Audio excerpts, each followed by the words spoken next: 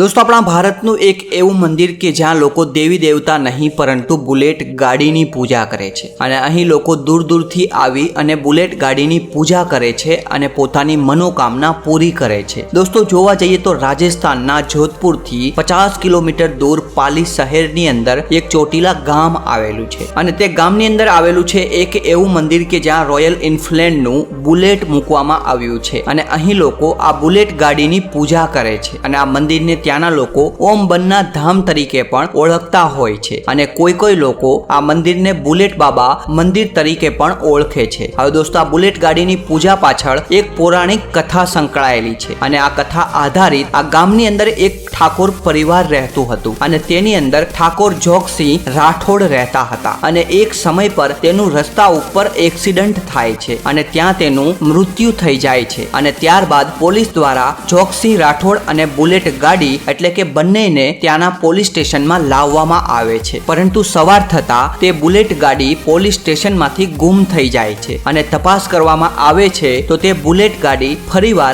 Accident થયેલા સ્થળ ઉપર જોવા મળે છે। એટલે કે આ બુલેટ ગાડી આપોઆપ રાત્રે પોલીસ સ્ટેશનમાંથી ઘટના સ્થળ ઉપર જતી રહે છે અને પોલીસ દ્વારા ફરીવાર તે બુલેટ ગાડીને પોલીસ સ્ટેશનમાં લાવવામાં આવે છે, પરંતુ આ રાતે પણ એવું જ થાય છે કે બુલેટ આપોઆપ સવાર થતા એક્સિડન્ટ વાળા સ્થળ ઉપર પહોંચી જાય છે અને આ ઘટના 3 થી 4 વાર બને છે અને તે જોઈને દરેક પોલીસ વાળા અને ગામના લોકો હેરાન થઈ જાય છે અને આ ઘટના જોયા બાદ તેના માતા પિતા દ્વારા આ જગ્યાઓ ઉપર એક ખૂબ જ વિશાળ મંદિર બનાવવામાં આવે છે અને તે મંદિરની અંદર બુલેટ ગાડી મૂકવામાં આવે છે અને અહીં લોકો આજે પણ આવે છે અને આ બુલેટ ગાડીની પૂજા કરે છે અને પોતાની મનોકામના પૂરી કરે છે।